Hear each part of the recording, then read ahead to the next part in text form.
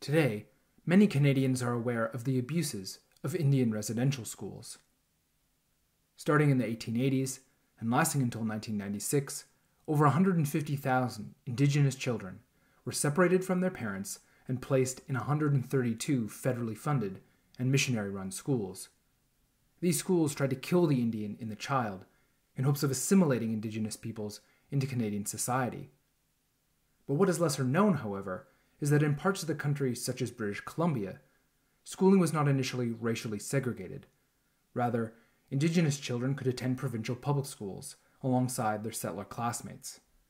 And in some locations, Indigenous children continued to attend provincial public schools even after separate residential schools were opened, and this practice continued well into the 20th century.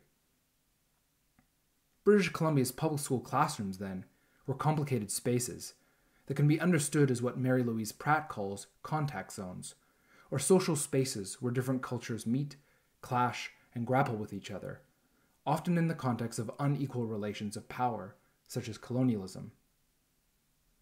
As British Columbia's public school system was started in the 1870s, new settler communities needed to prove to the provincial government that there were enough children to warrant the opening of a new school, and so some settler parents encouraged Indigenous children to attend to boost numbers.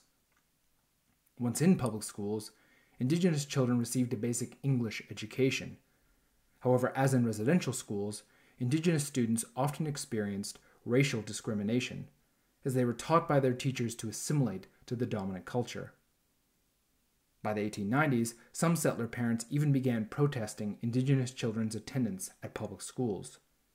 And while the provincial government preferred to follow federal policy, requiring Indigenous children to attend separate residential schools, state officials did not always object to public schools continuing to admit Indigenous students.